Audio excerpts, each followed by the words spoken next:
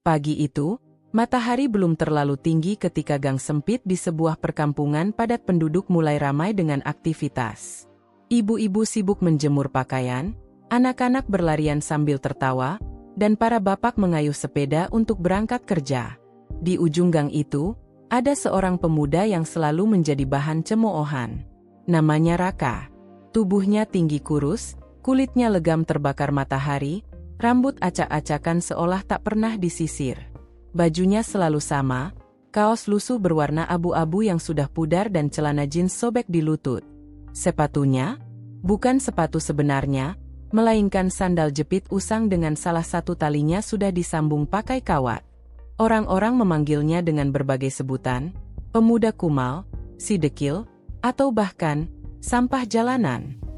Anak-anak kecil sering menunjuk ke arahnya sambil tertawa, sementara orang dewasa mencibir setiap kali ia lewat.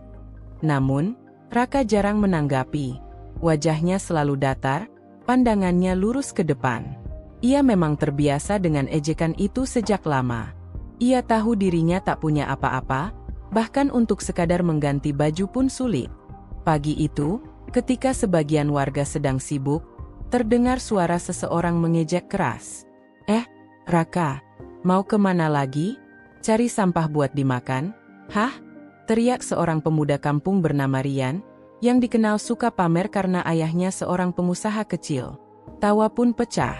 Beberapa pemuda lain ikut terbahak-bahak. Raka menoleh sekilas, lalu melanjutkan langkahnya tanpa berkata apa-apa. Namun, dalam hatinya ada sedikit perih. Bukan karena hinaan itu baru, melainkan karena rasa lelah yang terus menumpuk. Setiap hari, ia harus menahan diri agar tidak membalas. Raka tinggal bersama ibunya yang sudah sakit-sakitan di rumah kayu reot di ujung gang. Rumah itu nyaris roboh, berdinding papan yang banyak bolongnya, atapnya bocor di sana-sini. Ayahnya sudah lama meninggal karena kecelakaan kerja, sehingga sejak usia belasan Raka harus bekerja apa saja demi menghidupi mereka berdua. Pekerjaan tetap tidak pernah ia dapatkan. Yang bisa ia lakukan hanyalah menjadi kuli angkut di pasar, membantu orang membawa barang, atau memungut barang bekas untuk dijual kembali. Dari situlah ia mendapat beberapa lembar rupiah untuk membeli beras dan obat ibunya. Meski begitu, ada satu hal yang membuatnya berbeda. Raka memiliki hati yang sangat lembut. Walau dirinya miskin, ia sering berbagi dengan orang lain yang lebih membutuhkan. Ketika melihat kucing liar kelaparan, ia rela memberikan sebagian kecil nasi dari kotak makannya. Ketika seorang tetangga jatuh sakit, ia membantu membelikan obat meski harus mengorbankan uang untuk dirinya sendiri. Sayangnya, kebaikan itu jarang terlihat oleh orang banyak. Yang terlihat hanyalah penampilan luarnya, kumal, dekil, seperti orang tak terurus. Maka tak heran, ejekan tak pernah berhenti mengarah kepadanya.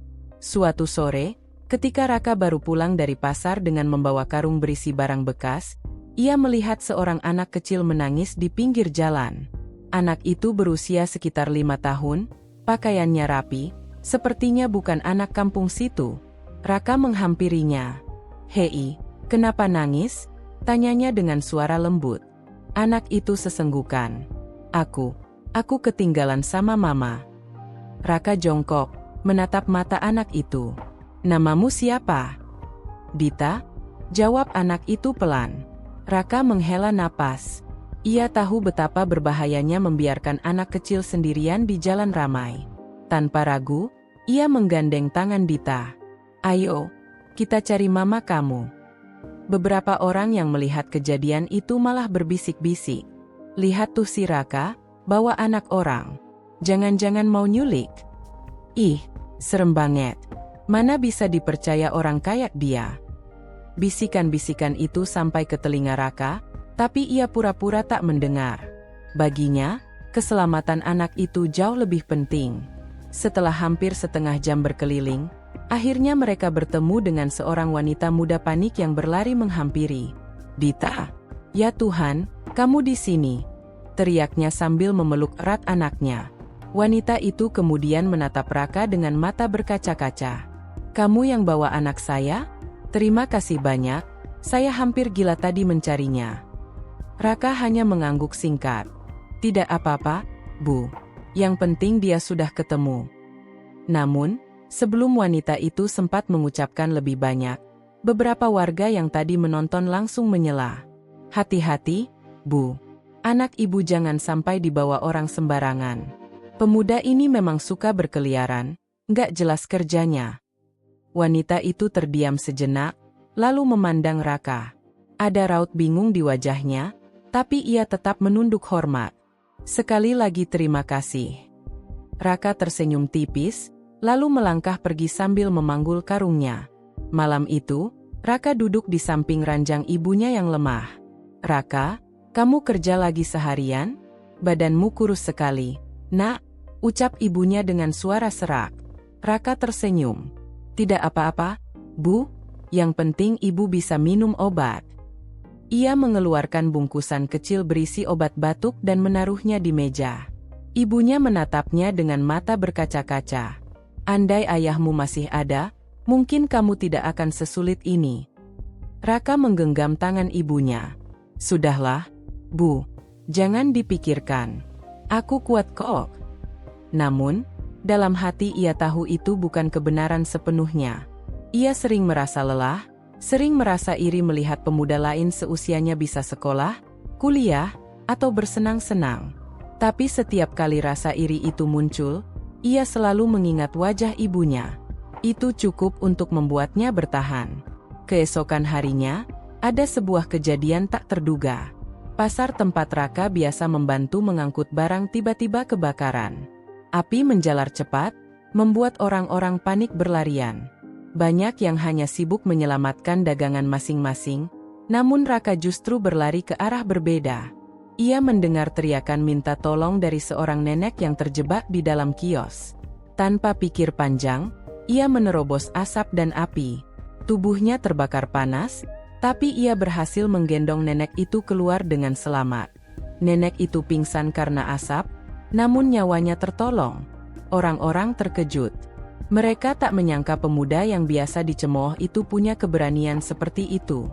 Namun, alih-alih mendapat pujian, sebagian masih saja bersuara sinis. Ah, mungkin dia sengaja supaya dianggap pahlawan. Ya, paling juga kebetulan aja lewat. Raka tidak peduli. Yang penting, seseorang selamat. Pagi itu, gang kecil tempat tinggal Raka masih menyisakan gosip tentang kebakaran pasar semalam. Api memang berhasil dipadamkan sebelum merembet terlalu jauh, tapi kerugian tetap besar. Beberapa kios rata dengan tanah, sebagian barang dagangan habis terbakar, dan banyak pedagang menangis kehilangan sumber nafkah mereka. Namun, yang lebih ramai dibicarakan adalah sosok pemuda kumal yang nekat menerobos api untuk menyelamatkan seorang nenek. Banyak yang menyaksikan dengan mata kepala sendiri bagaimana Raka menggendong tubuh renta itu keluar dari kios yang hampir runtuh. Meski begitu, perbincangan itu terbelah dua. Ada yang mulai menaruh hormat, tapi tak sedikit pula yang tetap sinis.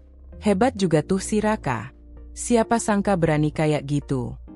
Ah, paling kebetulan aja. Orang kumal begitu mana bisa diandalkan. Ya tapi kan buktinya dia nolong. Kita aja nggak ada yang berani. Halah, nanti juga kelihatan aslinya. Jangan langsung percaya.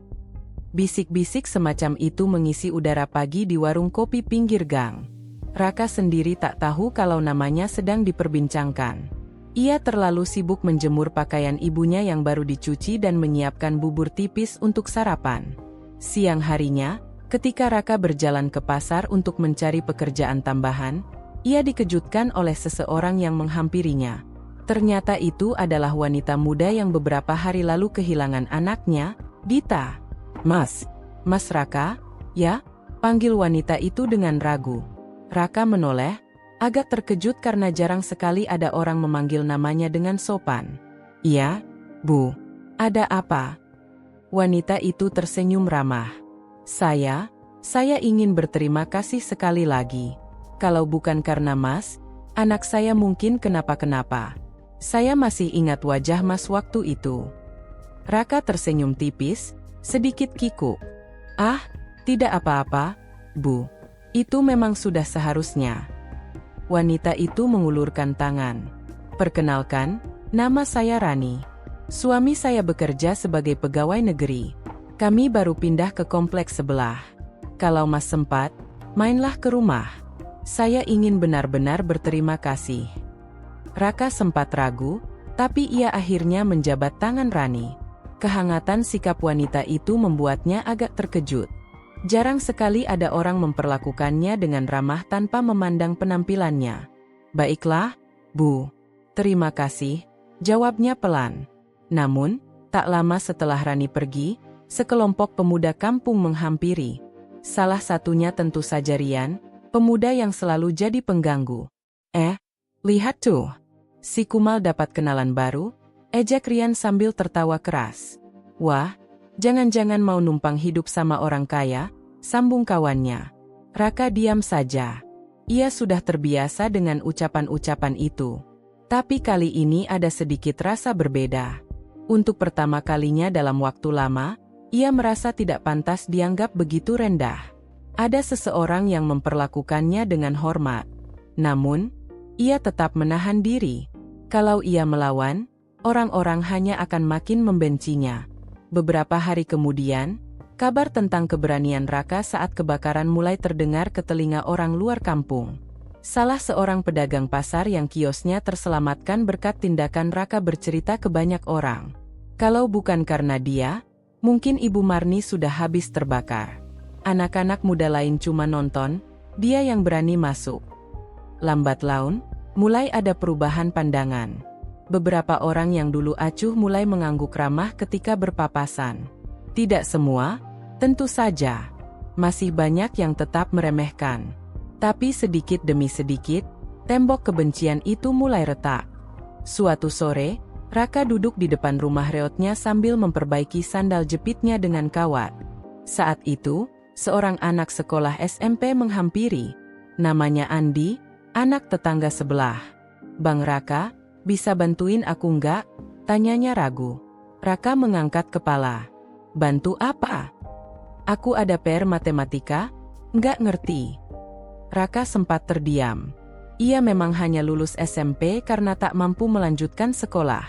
Tapi sejak dulu, ia selalu menyukai matematika. Otaknya cepat menangkap hitungan, dan ia sering belajar sendiri dari buku bekas. "Coba sini bukunya," katanya sambil menerima buku Andi. Beberapa menit kemudian, ia menjelaskan cara menghitung pecahan dengan sederhana. Andi yang tadinya bingung langsung mengangguk-angguk mengerti. "Wah, Bang Raka pintar juga ya. Aku jadi ngerti sekarang." Anak itu tersenyum lebar. Tanpa sadar, rasa hangat mengalir di dada Raka. Sudah lama ia tidak merasakan dihargai seperti ini. Namun, dari kejauhan, ada beberapa ibu-ibu yang bergosip. "Lihat tuh, anak-anak main sama Raka. Hati-hati, nanti kebawa jelek." "Ah, biarin aja. Toh dia cuma numpang pinter sebentar." Raka mendengar, tapi ia memilih menunduk. Ia tahu tak mudah mengubah pandangan orang. Malam itu hujan turun deras sekali. Angin kencang menghantam rumah-rumah di gang. Beberapa atap seng beterbangan. Rumah Raka yang sudah rapuh bocor di mana-mana. Ia terpaksa menaruh ember di hampir setiap sudut lantai untuk menampung air. Di tengah kekacauan itu, terdengar teriakan panik dari rumah tetangga. "Tolong! Tolong! Anak saya sakit, demam tinggi." Tanpa pikir panjang, Raka berlari ke rumah itu. Ia melihat seorang ibu panik mendekap anaknya yang menggigil. Jalan menuju puskesmas tergenang banjir, sulit ditempuh. Raka segera meminjam jas hujan sobeknya, lalu menggendong anak itu di punggung.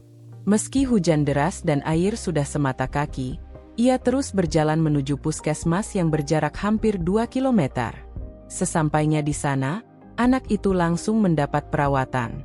Dokter mengatakan kalau telat sedikit saja, kondisinya bisa lebih parah. Ibu anak itu menangis sambil memegang tangan Raka. "Mas, saya nggak tahu harus bilang apa. Terima kasih banyak. Nyawa anak saya selamat karena Mas." Raka hanya menggeleng. "Yang penting dia sehat, Bu." Keesokan harinya, cerita itu menyebar cepat. Orang-orang mulai benar-benar melihat sisi lain dari Raka. Mereka masih heran. Bagaimana mungkin pemuda kumal yang selalu mereka cemooh justru menjadi penolong di saat genting? Kalau dipikir-pikir, anak itu hatinya baik juga ya. Iya, padahal kita sering ngomong jelek tentang dia. Mungkin selama ini kita salah menilai. Namun, tak semua orang senang. Rian, yang merasa gengsinya terganggu karena orang mulai memuji Raka, makin kesal. Ia tak mau pemuda yang selalu ia hina tiba-tiba dipandang sebagai pahlawan. Semua itu kebetulan aja. Nggak usah dibesar-besarin, katanya di depan teman-temannya. Tapi dalam hatinya, ia merasa iri. Di rumah, ibunya yang sakit mulai tersenyum melihat perubahan kecil itu. Raka, ibu dengar orang-orang sekarang banyak bicara baik tentangmu. Raka tersenyum tipis. Cuma kebetulan, Bu. Tapi ini pertanda baik. Tuhan pasti lihat kebaikanmu, Nak. Raka menatap wajah ibunya yang semakin pucat. Harapan kecil muncul dalam hatinya. Mungkin suatu saat nanti, hidupnya akan benar-benar berubah. Hari-hari Raka sedikit berubah. Warga yang dulu hanya mencibir, kini mulai berani menyapanya, meski masih ada segelintir yang menaruh curiga. Ia tetap hidup sederhana, bekerja di pasar, mengumpulkan barang bekas, dan merawat ibunya yang sakit. Namun, di balik perubahan itu, ada seseorang yang makin tidak suka melihatnya. Rian, pemuda sok kaya di kampung itu, merasa gengsinya jatuh. Selama ini ia selalu merasa lebih hebat, lebih dihormati, lebih terpandang. Tapi kini, entah kenapa, banyak orang justru mulai membicarakan Raka dengan kagum. Anak itu cuma pura-pura baik. Orang kumal begitu nggak mungkin tulus. Percaya deh, pasti ada maksudnya, ucap Rian suatu sore di warung kopi, mencoba memengaruhi teman-temannya. Sebagian mengangguk, sebagian lagi ragu. Perlahan, rasa iri itu berubah menjadi niat jahat. Suatu malam, angin kencang kembali melanda kampung. Atap rumah Raka yang sudah rapuh akhirnya tak mampu bertahan. Brak! Atap itu runtuh sebagian, membuat air hujan deras mengguyur masuk. Raka panik. Ia segera mengevakuasi ibunya ke rumah tetangga. "Ibu, sebentar ya. Aku cari cara buat perbaiki rumah ini," katanya sambil menutupi tubuh ibunya dengan selimut tipis. Beberapa tetangga yang melihat merasa iba. Kasihannya, rumahnya udah nggak layak. Tapi dia tetap sabar. Aku salut sama Raka. Dia nggak pernah ngeluh meski hidupnya susah. Namun, di sudut lain, Rian tersenyum sinis. Bagus, makin hancur aja hidupnya.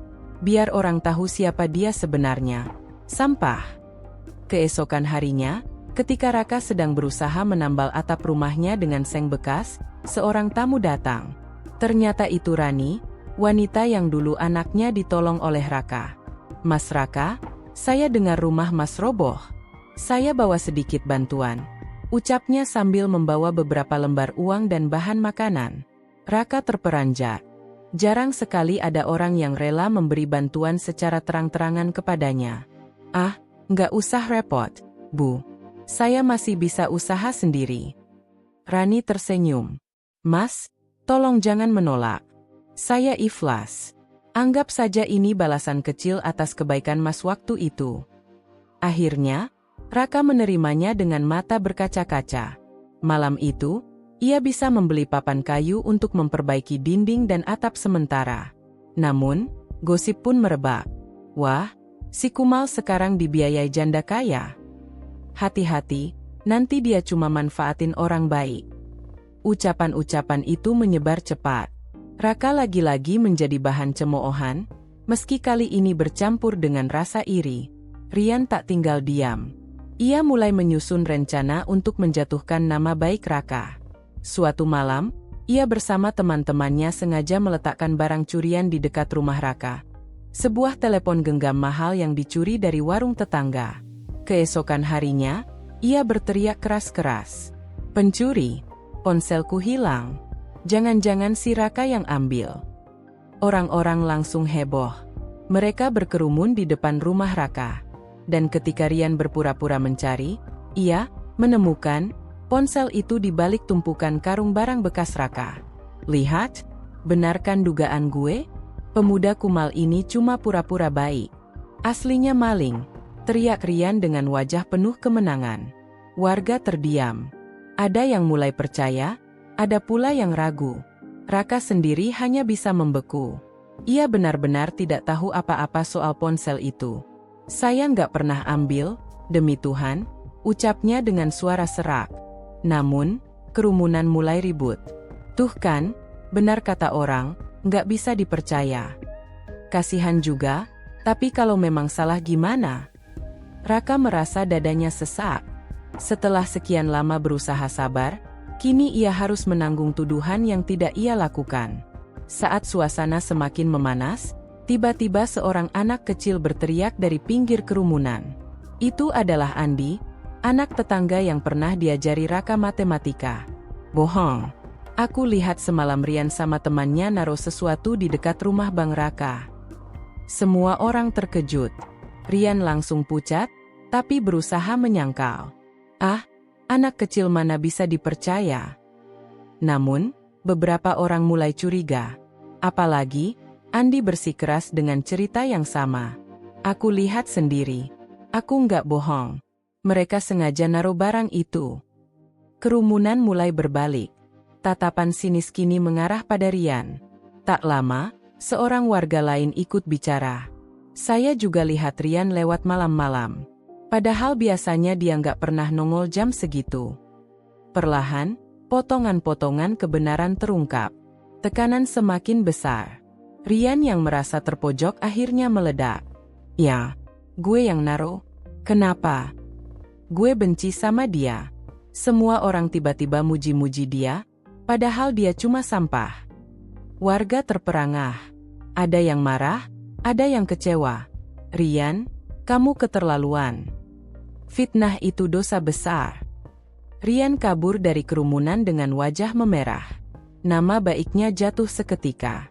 Sementara itu, Raka hanya berdiri terpaku. Ia hampir tak percaya ada orang yang rela memfitnahnya sejauh itu. Tapi ia juga bersyukur karena kebenaran akhirnya terbongkar. Sejak kejadian itu, pandangan warga benar-benar mulai berubah. Banyak yang datang meminta maaf kepada Raka karena pernah menuduhnya macam-macam. Ada yang mulai membantu memperbaiki rumahnya, ada pula yang menawarkan pekerjaan kecil. Ikutlah bantu di bengkel saya, Kak. Lumayan buat tambahan, kata salah satu tetangga. Kalau butuh makan, jangan sungkan mampir ke warung saya, kata yang lain. Raka merasa terharu. Setelah sekian lama hanya dihina, akhirnya ada tangan-tangan yang mau menolongnya. Namun, ia tetap rendah hati. Terima kasih, tapi saya nggak mau merepotkan. Saya akan berusaha sendiri semampu saya. Di balik semua itu, ada satu hal yang terus menghantui. Kondisi ibunya yang makin memburuk. Obat-obatan sederhana tak lagi cukup. Tubuh ibunya semakin lemah, batuknya semakin parah. Raka, kalau ibu nggak ada nanti, kamu harus tetap kuat ya, bisiknya suatu malam. Raka menahan air mata. Jangan ngomong begitu, Bu. Saya nggak sanggup kalau ibu pergi. Tapi ibunya hanya tersenyum samar. Ibu bahagia punya anak sebaik kamu. Walau orang lain mencemooh, bagi ibu, kamu anak terbaik di dunia. Kata-kata itu menusuk hati Raka dalam-dalam. Ia bersumpah dalam hati akan melakukan apapun untuk membuat ibunya tetap hidup, tetap tersenyum, selama ia masih bisa. Malam itu, hujan rintik-rintik membasahi kampung kecil di mana Raka tinggal. Di dalam rumah reot yang baru setengah diperbaiki, ia duduk di samping ibunya yang semakin lemah. Nafas ibunya tersengal, batuknya kerap diiringi darah yang membuat hati Raka seperti diremas. Ibu, ayo kita ke rumah sakit. Saya bisa pinjam uang ke siapa saja. Pokoknya ibu harus sembuh, kata Raka dengan suara bergetar. Ibunya tersenyum tipis, menggeleng pelan. Nak, jangan paksakan dirimu. Ibu sudah tua, sakit ini memang berat. Yang penting kamu harus tetap hidup baik-baik. Air mata Raka menetes. Tapi Bu, saya nggak bisa hidup tanpa ibu. Ibunya mengelus tangan Raka yang kasar karena kerja keras. Kamu sudah membuktikan bahwa hatimu lebih mulia dari siapapun. Itu sudah cukup. Jangan pernah menyerah. Keesokan paginya, Raka benar-benar nekat. Ia pergi ke pasar bukan untuk bekerja, melainkan mencari pinjaman. Ia mendatangi setiap pedagang yang ia kenal, memohon agar dipinjamkan sedikit uang untuk membawa ibunya berobat ke rumah sakit. Namun, hampir semua menggeleng. "Kak, aku juga lagi susah, dagangan kemarin kebakar." "Maaf, Kak, aku nggak ada uang lebih." Hanya sedikit yang memberinya bantuan, itu pun tak seberapa. Jumlah yang terkumpul jauh dari cukup untuk biaya rumah sakit.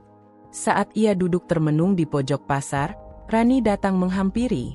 "Mas Raka, kenapa wajahnya sedih sekali?" tanyanya. Raka berusaha menutupi.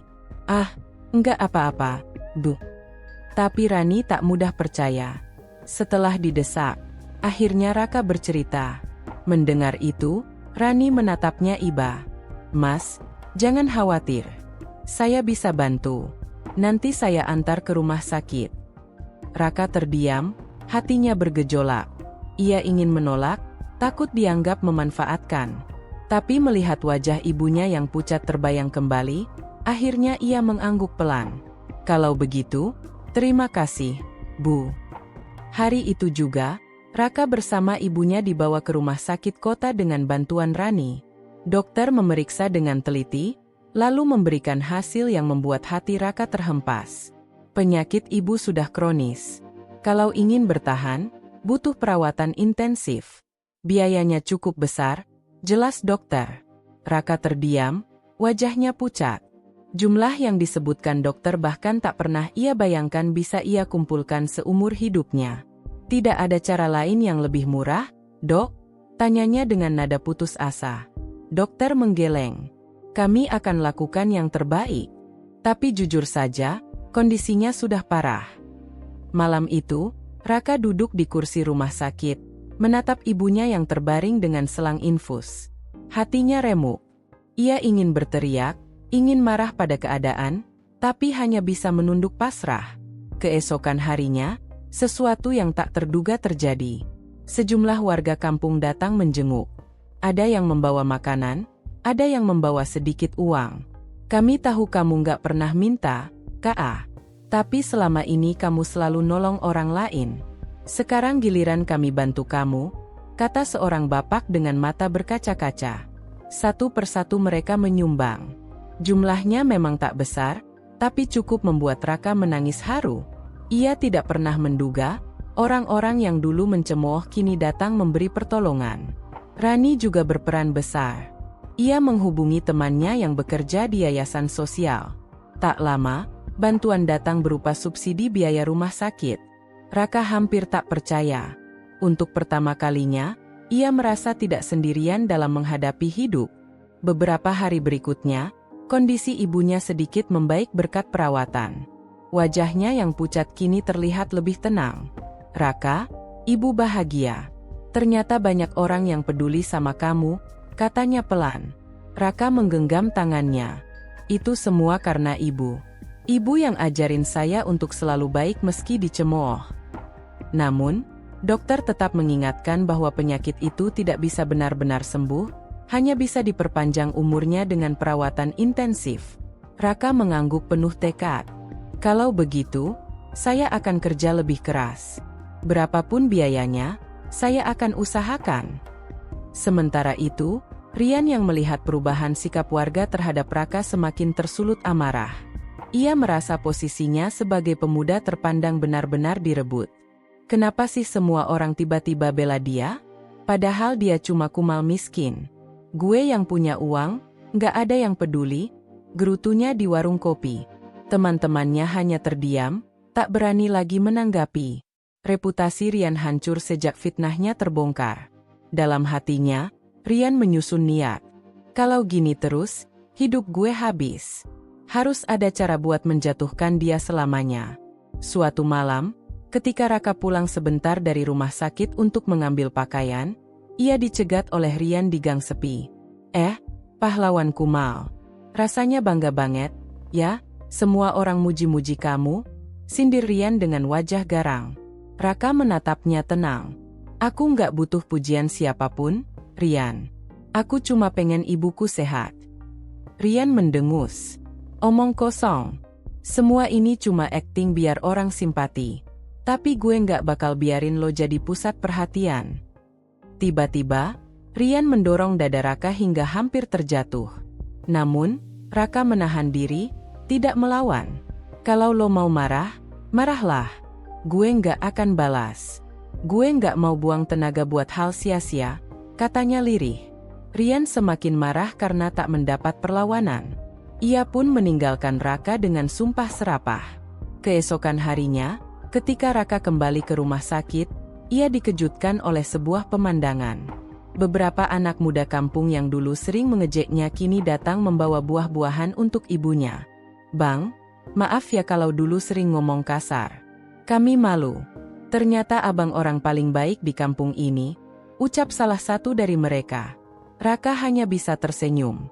Kalian gak perlu minta maaf. Yang penting sekarang kita bisa saling bantu. Perlahan, sikap Raka menular. Anak-anak muda itu mulai ikut melakukan kebaikan kecil, membantu orang tua menyeberang jalan, membersihkan musola, atau menjaga keamanan kampung. Semua terinspirasi oleh sosok pemuda kumal yang dulu mereka hina. Malam itu langit mendung, awan hitam menutup cahaya bulan. Hujan deras turun mengguyur atap rumah sakit kota, menambah dingin udara malam. Raka duduk di kursi ruang rawat, menggenggam tangan ibunya yang semakin dingin. Ibu, bertahanlah. Aku janji, aku bakal jaga ibu sampai sembuh, bisiknya dengan mata sembab. Ibunya membuka mata perlahan, tersenyum tipis. Nak, kamu sudah jadi anak yang paling ibu banggakan. Jangan takut kehilangan ibu. Teruslah berbuat baik. Air mata Raka pecah. Ia menggenggam tangan ibunya lebih erat. Jangan ngomong begitu, Bu. Saya butuh ibu. Saya nggak bisa sendirian. Tapi senyum itu tetap terpahat di wajah sang ibu, sebelum akhirnya kelopak matanya terpejam pelan. Mesin monitor berdetak pelan, lalu garis lurus muncul di layar. Ibu! Teriak Raka, suaranya memecah kesunyian. Perawat dan dokter segera masuk, mencoba melakukan pertolongan terakhir. Tapi takdir sudah bicara. Sang ibu berpulang dengan tenang. Hari itu, kabar duka menyebar ke seluruh kampung. Pemakaman ibu Raka digelar sederhana. Hujan masih menetes saat para warga mengiringi jenazah ke pemakaman. Raka berjalan paling depan, wajahnya pucat, matanya bengkak. Meski tubuhnya gemetar, ia tetap tegar memikul tanggung jawab terakhir untuk ibunya. Yang mengejutkan, begitu banyak orang datang. Tak hanya warga kampung, bahkan pedagang pasar, anak-anak muda, hingga orang-orang yang dulu pernah mengejeknya ikut serta. Semoga almarhumah diterima di sisi Allah, ucap seorang bapak sembari menepuk bahu Raka. Ka, kalau butuh apa-apa, jangan sungkan. Kami semua siap bantu, kata yang lain. Raka hanya bisa menunduk, air matanya menetes lagi. Ia sadar, meski kehilangan ibunya, ia tidak lagi sendirian. Sepulang pemakaman, Rani menghampiri Raka yang duduk termenung di teras rumah reotnya. Mas Raka, saya tahu ini berat. Tapi ibu pasti bahagia melihat Mas bisa setegar ini.